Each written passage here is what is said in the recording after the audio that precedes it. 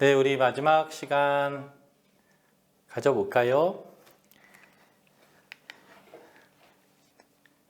자, 부지런히 이제 마지막 3차 전도여행 마치고 로마까지 우리가 좀 나아가야 될 것 같습니다. 자, 마지막 시간 시작할게요. 자, 18장 23절부터 3차 전도여행이 시작되게 되는데 그 기간은 AD 53년에서 57년 정도의 기간이 되게 됩니다. 자, 안디옥에서 출발하게 되는데 아마 이런 경로였을 거예요. 갈라디아와 부르기아 지역을 지나서 에베소에 도착하게 되는데 2차 전도여행 때 이 에베소에 잠깐 들렸다가 브리스길라, 아굴라를 여기 남겨두고 사도 바울이 이제 떠나게 되죠. 자, 그리고 이 에베소에서 3년의 사역을 하게 되고 이 사역의 말기에 그가 유럽을 거쳤다가 다시 이렇게 돌아오는 여정이 되겠습니다. 자, 한번 살펴볼게요. 갈라디아와 부르기아를 지나서 제자들을 굳게 합니다. 아마 1차 전도여행을 통해서 얻었던 제자들부터 2차 전도여행 때도 지나갔기 때문에 그들을 굳게 했을 거고요. 전도여행의 얘기 중간을 딱 끊고 들어오는 스토리가 있습니다. 그게 바로 아볼로라고 하는 사람이 등장하는 건데요. 이게 18장 24절부터 19장 1절까지입니다. 알렉산드리아 출신이라고 하는 건데 이게 이제 이집트이죠.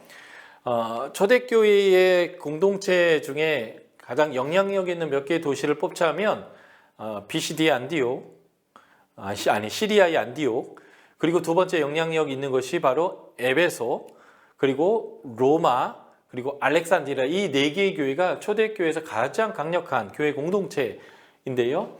이 알렉산드리아에 가면 마가 기념교회가 있죠. 그래서 전승에 의하면 이 마가가 복음을 전한 곳이기도 하고요. 사도행전 2장에 보면 오순절 성령 강림 때에 그것을 예루살렘에 왔다가 경험한 사람들도 이 알렉산드리아 출신입니다. 이 알렉산드리아 출신의 학문이 많고 성경에 능한 사람이죠. 이 사람이 아볼로인데 주의 도를 일찍이 배웠고요. 열심히 예수를 말하며 가르쳤고, 근데 이게 문제가 있는데 세례 요한의 세례만 알았다. 세례 요한의 세례만 알았다라는 의미는 성령에 대해서 모른다라는 의미로 이해하시면 되겠습니다.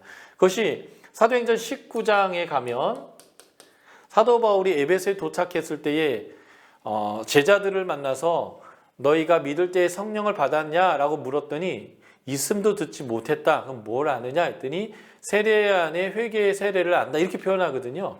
그러니까 이 사도행전 안에서 보면 세례 요한의 세례를 안다라는 것은 성령에 대해서 잘 모른다라는 의미로 해석해도 되는 거죠. 그래서 브리스길라와 아굴라가, 특히 이 브리스길라가 여성이거든요.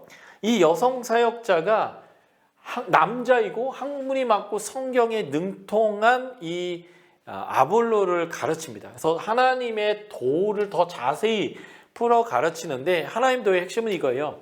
믿음으로 얻게 된다는 거, 성령을 선물로 받아야 된다는 거. 이게 베드로 사도 바울의 설교의 핵심이기 때문에 아마 성령에 대해서 더 가르쳤을 것이라고 저는 생각합니다.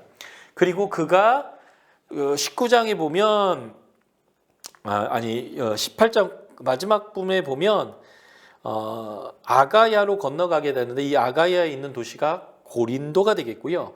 이 고린도에서 유대인들에게 예수는 그리스도다라고 증언하여서 유대인을 이깁니다. 그래서 고린도에서 이 사람이 사역하게 되고요. 그래서 나중에 고린도전서 1장부터 4장에 보면 아볼로파와 바울파의 분열이 있게 되는데 이 배경을 설명해 주는 내용이 이 내용이에요. 이 바울은 2차 전도행 18개월 동안 이 고린도의 교회를 개척한 사람이고요. 아볼로는 그 고린도 교회에 브리스길라 아굴라의 추천의 편지를 가지고 가서 고린도에서 복음을 전하며 목회를 한 사람인 것 같아요. 그래서 바울은 심었고 아볼로는 물을 주었다. 이런 표현으로 고린도 3장에서 이제 얘기하죠. 그러니까 이제 고린도에 아주 영향력을 미쳤던 아주 중요한 사역자인데 이런 것들 기본 배경으로 고린도전서 1장부터 4장의 교회의 분열의 문제를 여러분들이 나중에 해석할 때 배경으로 보시면 좋겠습니다. 예. 자, 사도 바울이 이제 에베소에 도착하게 되고요. 요한의 세례만 아는 제자들에게 예수의 이름으로 세례를 주게 됩니다. 그래서 6절에 보면 그들이 사도 바울을 통해서 안수를 통해서 성령을 받게 되는데 이것은 사마리아 빌립이 전도했는데 성령이 임하지 않자 베드로와 요한이 와서 한 사역이 뭐예요? 그들에게 안수해서 성령의 세례를 주셨는데 그거와 병행된 사역으로서 사도 바울이 사도적인 권위를 가지고 사역했음을 보게 되고요. 4달 동안 회당에서 하나님 나라의 복음을 전했는데 이제 유대인들과 강력한 충돌이 일어나게 되자 두란노 서원이라는 곳으로 나아가서 따로 이제 교회가 개척되고, 그러니까 우리처럼 제도권 교회, 건물이 있는 교회가 아니라 그냥 공동체가 거기서 모였을 것이겠죠. 그래서 복음을 전하는데 놀라운 결과가 나옵니다. 아시아에 사는 자는 유대인의 헬라니라. 유대인의 헬라니라는요 모두란 뜻이에요. 모두가 주의 말씀을 들었다라고 하는 놀라운 부흥이 에베소에 일어났고요. 그래서 사도 바울의 손으로 기적이 일어났는데 바울의 몸에서 난 손수건이나 앞치마만 만져도 병에서 나왔어요. 베드로는 그의 그림자만 들여도, 그리고 예수님은 사람이 그의 옷에 손을 대도, 혈중 여인 같은 경우 손을 대어도 병이 낫는 이러한 이제 모습들이 나타났고요. 예수의 이름을 빙자여서, 그러니까 사도 바울이 사용하는 일종의 세상 사람 볼 때 주문이죠. 베드로도 이 주문 사용했거든요. 성전에 기도하러 갔다가 구걸하는 사람에게 내가 은과금은 없지만 나사렛 예수의 이름을 명하노니 일어나 걸어라. 이걸 주문으로 생각한 거죠. 그러니까 사도 바울도 그렇게 예수의 이름으로 귀신도 쫓고 병자를 고쳤던 것 같아요. 그러니까 이 주문을 사용하여서 뭔가 능력을 행하려고 했던 마술하는 유대인들이 있었다는 거예요. 그런데 여기에 사단이 이렇게 얘기하죠. 귀신이 내가 예수도 알고 바울도 하는데 넌 뭐냐. 이게 이제 사도 바울의 사도권 변증의 역할도 하면서 사도 바울을 흉내내려고 하는 사람들이 있었다라고 하는 거죠. 마치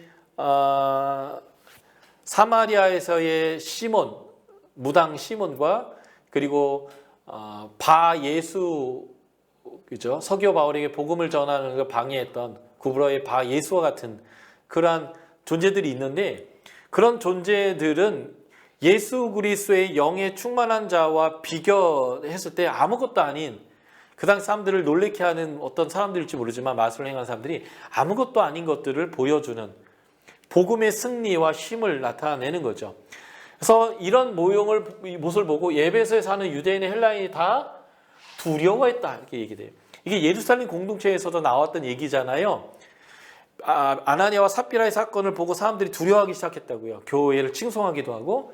그러니까 이게 교회가 권위를 갖기 시작하는 거예요. 예. 교회는 세상에 권위를 갖는 사람들인데 이 권위는요 지배하는 권위가 아니라 섬기고 자유케 하고 그들이 평균케 하고 하는 이런 온전한 성경을 통해서 얻는 권위다라고 볼 수 있겠습니다. 그래서 마술하는 사람들이 자신의 책을 다 가져와서 불태웠는데 은 5만이나 되더라라고 하는 어마어마한 이러한 그 영적 지각 변동이 일어나게 되고, 이 도로 인하여서 아데미 신전을 중심으로 상권을 이루던 사람들이 폭동이 일어납니다. 왜냐하면 먹고 살 수가 없을 정도로요.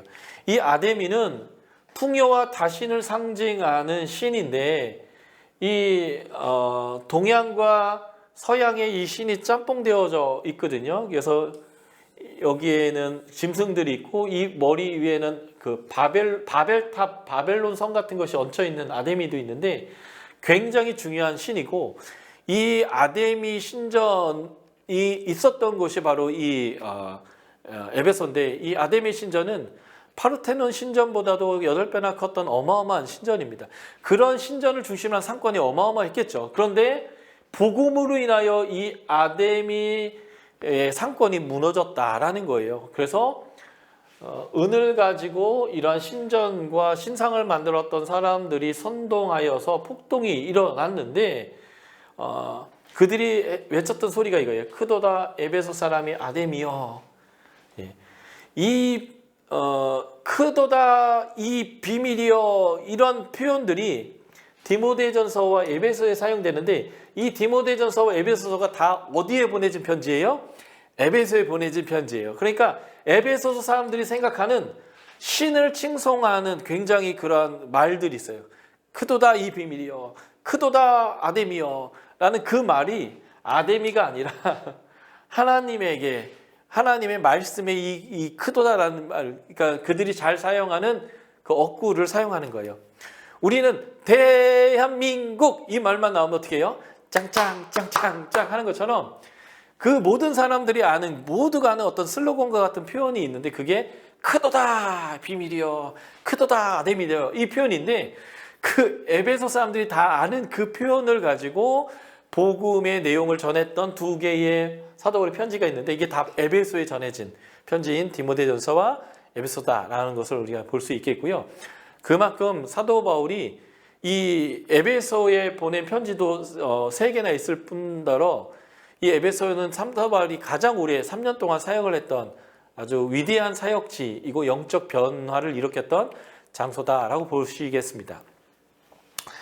그래서 이 폭동으로 인하여서 문제가 생겼는데, 거기에 모여있는 사람 대부분이 우르르르 그냥 와가지고 왜 모였는지도 모를 정도였고요. 그때 이 서기장이 이 불법 집회에 대해서 우리가 로마에 얘기할 게 없다, 그러니까 빨리 흩어져라 라고 얘기하면서 이들이 복음이 전파돼서 먹고 살기 힘들어진 이것들은 로마의 법의 문제가 아니라 종교적 자유가 있는 이곳에서는 우리가 법으로 판단할 수 없는 거고, 이거는 불법 집회다 라고 하면서 하는 이 내용 자체가 분명히 소유가 일어났잖아요, 복음 때문에. 그래서 세상의 전염병이고 세상에 가는 곳마다 반대가 있고 문제가 일어난다라고 하는 이 소문 자체가 사실은 허황된 것이고 잘못된 것이고 유대인들의 문제다라고 하는 것들, 또 잘못된 종교적인 문제이지 이거는 기독교 자체의 문제가 아니다라는 것을 보여주는 내용이다라고 보실 수 있겠습니다. 그래서 박해가 컸고요. 복음의 결과도 컸습니다. 당연히 회당의 유대인들의 박해가 있었기 때문이죠. 근데 이 사도행전 19장 20에서 21절 보면 온 아시아가 복음을 다 들었고 영적 지각 변동이 일어났고 귀신도 인정하고 마술사도 자기들의 그 모든 걸 태워버리고 아데미 신전의 상권이 흔들릴 정도의 이 상황에서 사도 바울의 계획이 나오는데, 그 계획이 뭔지 읽어드릴게요. 19장 21절 22절입니다. 이 일이 있은 후에 바울이 마게도니아와 아가야를 거쳐 예루살렘에 가기로 작정하였으니 이는 내가 거기 갔다가 후에 로마도 보아야 하리라. 자기를 돕는 사람 중에 디모데와 에라스도와 두 사람이 마게도를 보내고 자기는 아시아에 얼마 동안 더 있으니라 하면서, 사도 바울이 이 정도 성공했으면 내가 여기에서 그냥 노후를 평안히 보내야지, 그게 아니라 로마를 가야겠다는 거예요. 복음을 전해야 될 명확한 계획을 갖고 있는 거죠. 그러니까 현실에 만족하는 게 아니라 하나님이 원하시는 땅끝까지 이르러 복음 전해야 된다라고 하는 이 사명과 비전에 맞춰져 있는 사람. 근데 왜 예루살렘에 갈까요? 구제일 때문에 예루살렘에 기근이 일어났는데 구제 헌금을 걷어서 가져가는 거예요. 그래서 이 에베소 3년 있는 동안 이 사람이 쓴 편지가 있는데 그게 고린도 전서가 있고요. 이 고린도 전서 앞에 고린도 전서 후에 편지가 고린도에 보낸 게 또 있어요. 하나, 둘, 셋.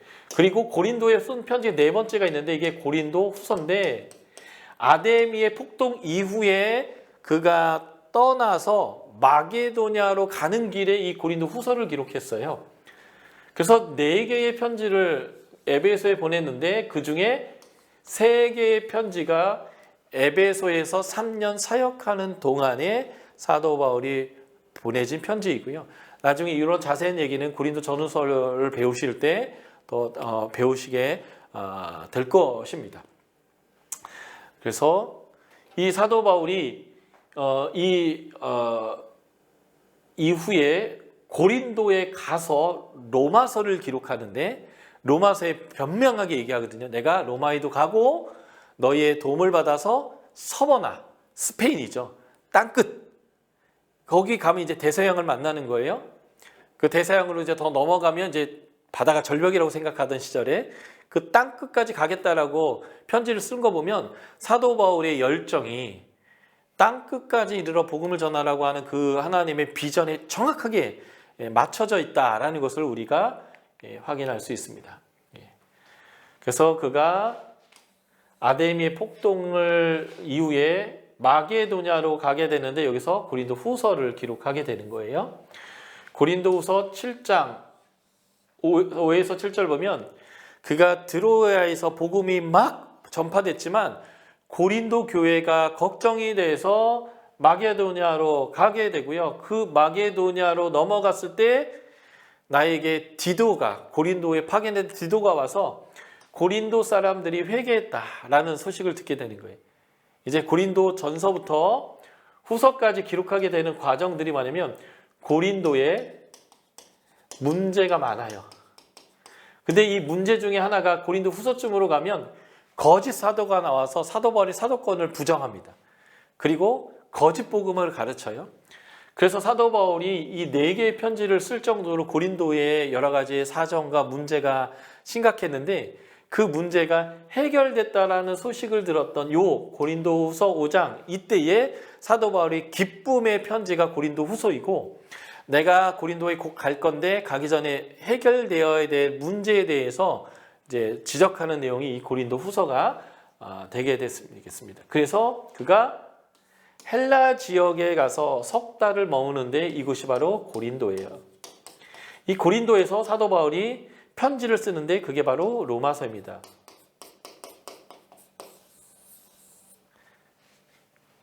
그래서 로마에 편지를 보내면서 내가 곧 가겠다는 거예요. 이미 사도 바울은 구제헌금을 모아서 예루살렘에 갔다가 전달하고 로마를 거쳐서 예루살렘에 갈 계획을 갖고 있기 때문에 이 로마서에서도 그 내용을 그렇게 설명하고 있습니다.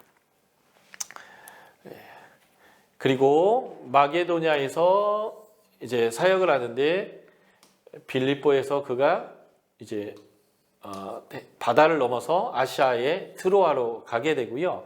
이 트로아에서 그가 이제 복음을 전하는데 시간이 너무 없어서 밤새 늦게까지 복음을 전하는데 유도고란 청년이 난간에서 설교를 듣다가 졸아서 이제 넘어 떨어져 죽게 되고요.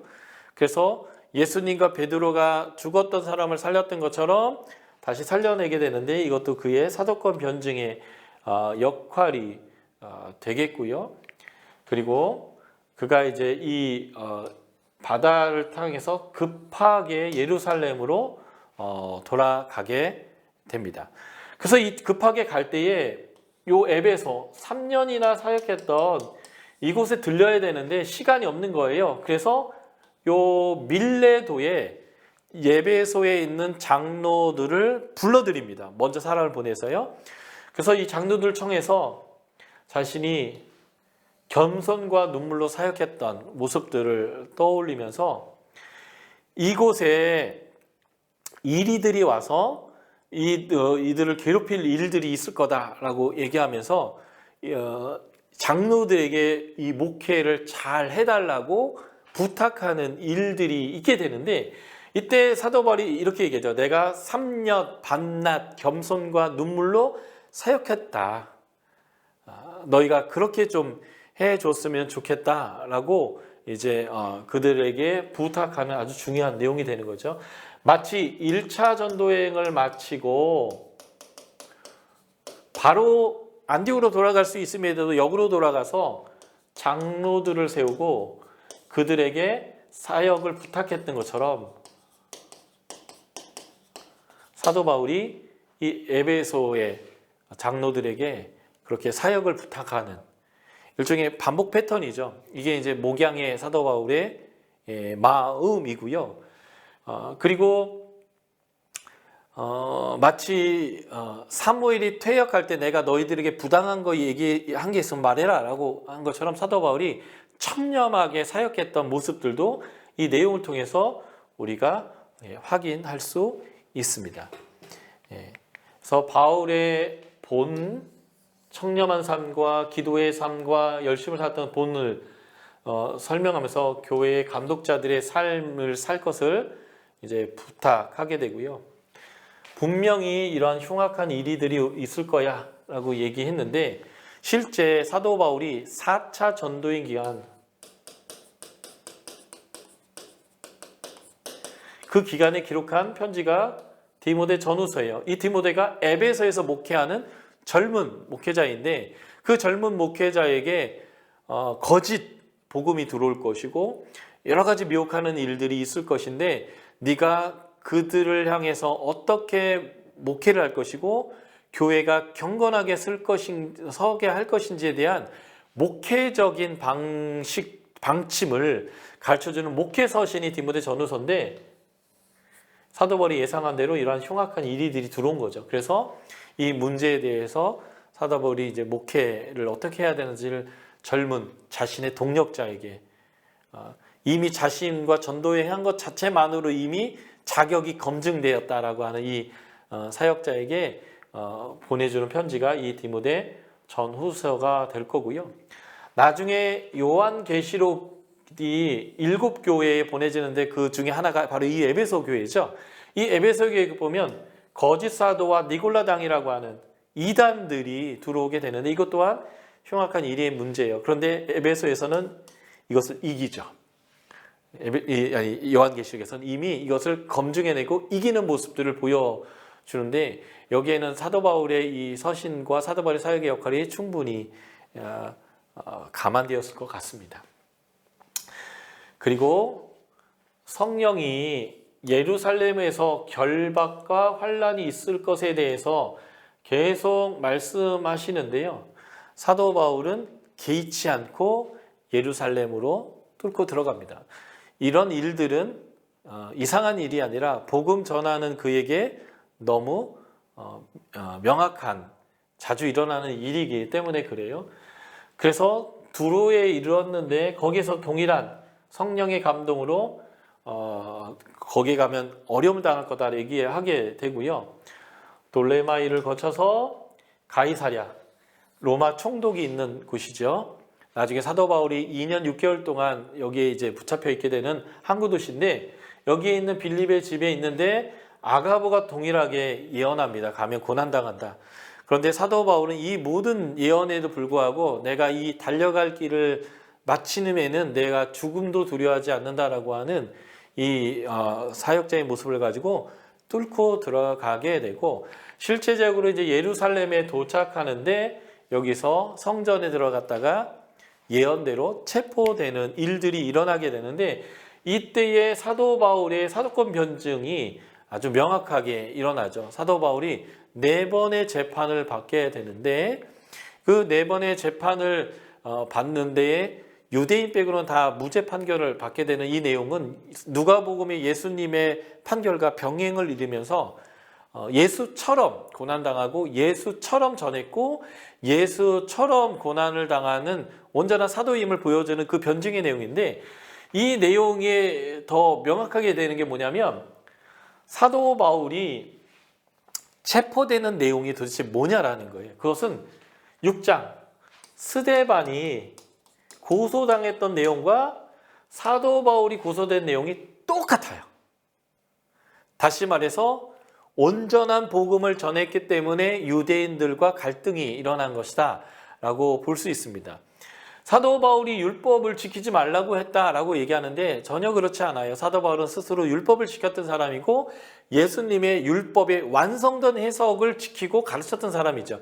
문자적인 율법이 아니고요. 바울이 비난받은 오해받은 내용이 이거죠. 율법을 준수하지 말라고 가르친다. 그 중에 대표가 할례를 행하지 말라는 거예요. 이게 이제 믿음으로 구원받느냐 아니면 율법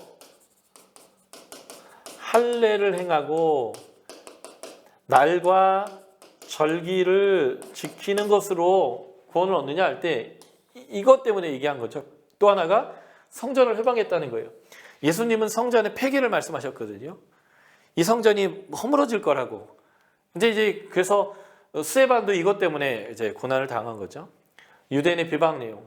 이 사람은 전염병이고 천하에 퍼져 있는 유대인들을 다 소유케 하는 나사렛 이단의 괴수이고, 유대인들이 버려졌고 유대인들은 예수를 죽인 자들이다. 이방인에게 은혜가 넘어갔다. 이게 이제 사도행전에서 사도 바울이 설교한 내용을 이게 꺾어서 보면 다 이렇게 느껴지는 거죠. 그런데 사도 바울은 율법을 존중하는 사람이에요. 율법을 잘 지키는 사람입니다. 예루살렘 공의의 결의사항을 제자들에게 가르쳤고요. 유다와 실라와 함께 안디옥의 이 결정사항을 전달했고요. 루스드라와 이고니온, 예루살렘의 사도들과 장로들에게 작정한 규례를 저희들에게 지키게 했습니다. 그러니까 이 중요한 규례들을 잘 지킨 사람이고요. 디모데는 유대인의 혈통이기 때문에, 엄마가 유대계였기 때문에 할례를 시행했고요. 시행한 이유는 복음 전파에 유리하기 때문에 그래요. 유대인으로서 복음 전파하는 것이 유리했기 때문에 복음을 위한 것이죠. 그래서 사도 바울은 내가 유대인에겐 유대인처럼, 이방인에겐 유대인처럼, 아니 이방인에겐 이방인처럼 행했다라고 하는 표현들이 복음에 어떻게 하면 유리할 것인가 라는 기준을 가지고 그렇게 한 것이고요. 그리고 아까 갱그리에서 사도행전 18장 18절이죠. 민수기 6장대로 서원을 끝냈으면 그 서원에 대한 규례를 잘 지켰던 사람이, 그래서 머리를 밀었던 사람이고요. 예루살렘에서 사도들이 바울에 대해서 아까 잘못된 거짓 비난들이 있잖아요. 이것을 잠재우기 위해서 사도 바울에게 여기 서원을 끝내고 결례를 행해야 되는 사람들을 위해서 네가 비용을 대서 네가 율법을 잘 지키는 것을 좀 보여줘라 해서 사도 바울이 그것을 행하려고 예루살렘 성전에 들어갔다가 스데반과 동일한 내용으로 고소를 당했습니다. 사도 바울은요, 한마디로 율법을 잘 지켰습니다. 왜냐하면 유대인이니까요. 자신의 삶의 문화이고 풍토였으니까요. 그러나 복음의 핵심, 이방인이 그렇게 할 필요는 없었다는 거예요. 그래서 이것들을 사도 바울이 정말 잘 지켰던 사람이다라는 것을 우리가 이제 봐야 되는 거고요. 사도 바울이 그래서 잡히는데 천부장, 총독 벨릭스, 총독 베스토, 그리고 유대 지역의 로마로서 합법적으로 왕으로 인정받던 아그리파 모두에게 무죄 판결을 받습니다. 이것 자체가 기독교 변증이고, 이 무죄 판결을 받는 과정에서 사도 바울의 회심에 대한 사도 바울의 증언이 2번이나 더 반복되면서 사도 바울은 예수 그리스도를 직접 만난 사람이다 라고 하는 그러한 기독교 변증까지를 이루는 내용이 바로 이 내용이고요.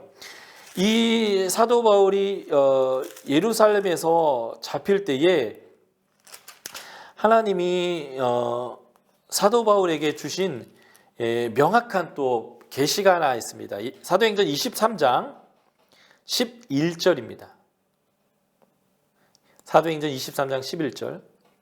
그날 밤에 주께서 바울 곁에 서서 이르시되 담대하라. 내가 예루살렘에서 나의 일을 증언한 것 같이 로마에서도 증언하여야 하리라 라고 주님께서 명확히 말씀하세요. 그러니까 사실은 사도행전 19장 사도 바울이 큰 부흥이 일어났을 때 이미 로마로 가야 될 계획을 세운 것 자체가 아마 하나님의 계획을 말씀하셨기 때문일 것 같아요. 그리고 그가 예루살렘에서 이렇게 잡혔을 때도 하나님이 명확하게 넌 로마에 가게 된다라고 말하는 거죠. 지금 사도 바울은 시민권자고요. 베스토와 아그리파의 말대로 로마 황제에게 재판받겠다라고 상소만 안 했으면 풀려날 뻔했었던 사람입니다. 사도 바울도 그걸 알아요. 그런데 사도 바울은 로마 황제에게 재판받겠다고 상소한 이유가 있습니다. 왜냐하면 하나님이 로마로 가라는 거예요. 로마로 갈 수 있는 가장 쉬운 방법이 뭔지 아세요? 로마 군대의 호의를 받고 무료로 가는 겁니다.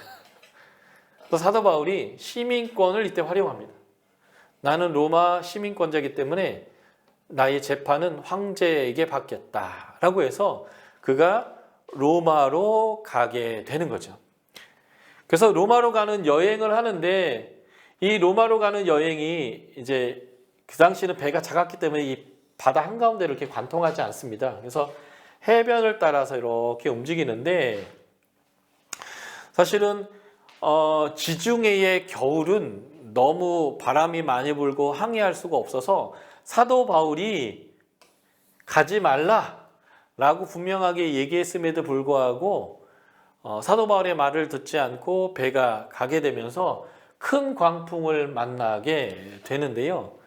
하나님이 사도 바울에게 말씀하시고 사도 바울 때문에 사람들이 살게 되고 또 사도 바울이 파선당할 때쯤 죄수들을 도망가면 안 되니까 다 죽이자고 할 때도 백부장이 바울 때문에 그 죄수들을 다 살리게 되고 그래서 파선당했지만 섬에 올라갔을 때도 나무를 주어서 이렇게 불에 태우려고 할 때 그 나무에서 독사가 나와서 뱀이 이렇게 사도 바울을 무는데 마태복음 16장에 나오죠. 복음을 전하는 만민에게 복음을 전하는 자는 어떤 독을 마실지라도 해를 당하지 않을 거다라는 것처럼 사도 바울은 독사에게 물렸는데도 불구하고 멀쩡했어요. 사람들은 정의의 여신이 제가 죄인이기 때문에 저렇게 하나보다라고 말했지만 사도 바울은 풍랑도 독사에 무는 것도 다 그를 해할 수 없었어요. 그리고 그는 결국 로마에 이제 이르게 되고 로마에서 2년 동안 셋집에서 머물면서 거침없이 담대히 복음을 전하게 되는데 이 2년 동안 셋집에서 복음을 전하는 이때에 옥중서신이라고 하는 것을 기록하게 되는데 에베소서, 골로새서, 그리고 빌레몬서 이 세 개가 다 이 아시아 지역으로 가는 거예요. 그래서 골로새가 여기쯤 있고요. 에베소가 여기 있고 이 빌레몬서는 골로새 교회의 한 가정교회인 빌레몬에게 보여지는 거여서 디도라고 하는 한 사람이 이 편지를 한 번에 가져가서 이렇게 전달했던 편지가 되겠고요. 마지막 네 번째 옥중서신이 빌립보서라고 제가 말씀드렸는데 이 빌립보서는 이제는 시위대에 있어요. 그러니까 이제 2년이 거의 다 됐고 재판이 진행되고 있고 사도 바울이 내가 곧 풀려날 것을 확신하고 있는 내용이기 때문에 이 빌립보서는 62년에 기록된 거죠. 60에서 62년 정도 기록 중에 이 세 개가 먼저 기록된 거고 한 번에 기록돼서 한 번에 한 사람에게 전달된 내용인데요. 이 골로새서는 라우디게아에 있는 편지를 받아서 읽고 이 편지를 너는 거기에게 줘라 라고 했는데 아마 이 라우디게에서 받아야 될 편지가 바로 이 에베소일 가능성이 굉장히 높아요. 에베소서는 머리 대신 그리스도, 골로새서는 머리 대신 예수 그리스도, 에베소서는 몸된 교회라고 하는 이 내용으로 서로 연결되어 있어서 쌍으로 읽어야 온전해지기 때문에 그 라우디게아에서 받아서 읽어야 될 편지 이게 이제 골로새서, 에베소서가 아니겠냐라는 것이고 이 2년 동안 그가 복음을 전하는 건데 왜 사도행전이 여기서 끝났을까?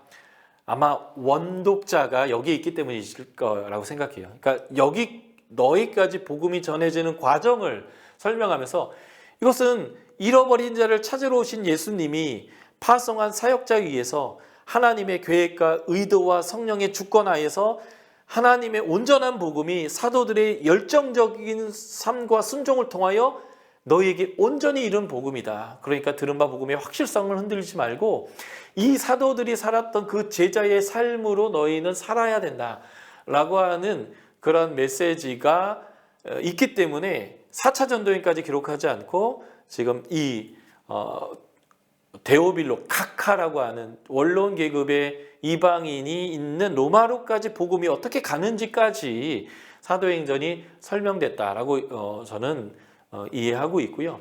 그래서 여기에 마지막에 있는 구절이 참 멋지죠.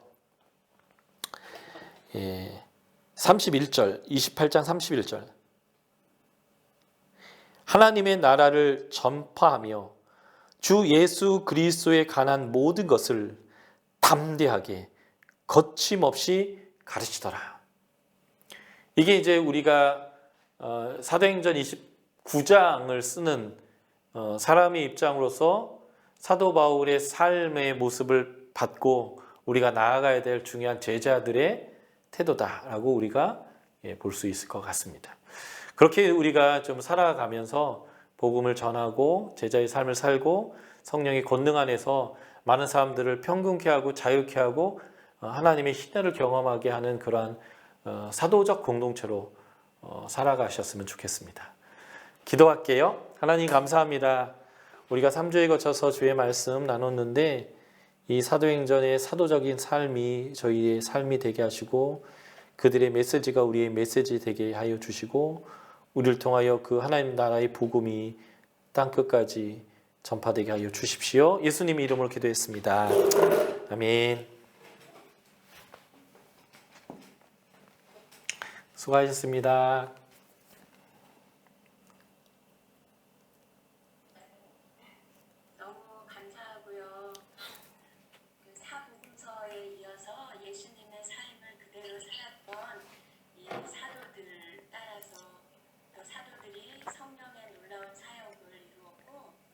성령의 계획 안에서 성령의 역사 안에서 성령의 사람들이 일하였던 것, 그리고 하나님께서 우리에게 사도행전 29장을 써가라고 하시는 놀라운 말씀, 그리고 또 사도 바울의 그 열세 서신의 비아라이가 되는 사도행전을 상세하게 이렇게 함께 나누어 주셔서 너무 감사합니다.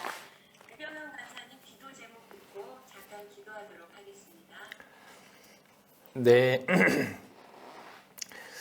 이제 코로나 때문에 이제 비행기를 타지 않고 멀리 가지 않고 그러긴 하지만 이전보다 더 많은 사역들이 있어서 계속 강의 사역을 하고 또 전처럼 어디 이제 해외도 가고 국내 여러 지역으로 가면 또 열방대학에서 사역을 하는 시간이 적어서 괜찮았는데 강의는 더 많아졌는데 이제 매일 출근하면서 또 열방대학 사역도 하면서 강의도 하면서 하니까 일이 더 많더라고요.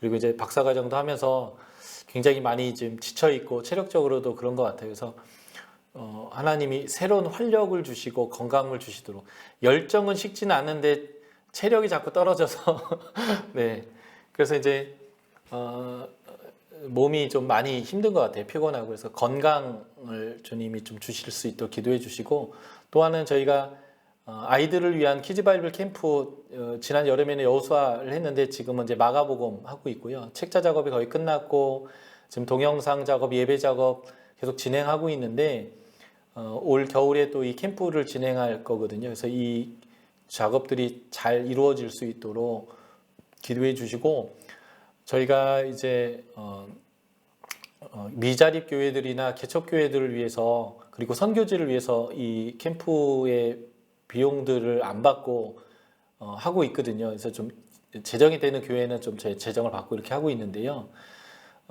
좀 이 사역을 준비하는데 많은 재정이 필요합니다. 그래서 재정이 좀 일어날 수 있도록 기도해 주시고 저희가 이제 지난번에 한 1,000명 정도의 캠프를 했는데 아직 책이나 그 확장활동 팩 같은 게 한 300여 개 정도 남았어요. 그래서 좀 집에 그 아이들이 있는 집에서 이것들을 좀 그 사용해서 그 캠프 할 수 있거든요. 그러니까 가정에서 6주 2시간 반씩 해서 여호수아를 공부할 수 있는데 이것들을 좀 많이 좀 구입하셔서 사주시면 다음 컨텐츠를 만드는데 재정이 많이 도움이 될 것 같아요. 그래서 좀 주변에 그런 데 있으면 좀 소개시켜주고 알려주셨으면 좋겠고요. 네, 캠프를 위해서 이게 잘 준비될 수 있도록 기도해 주시면 좋겠습니다. 이상입니다.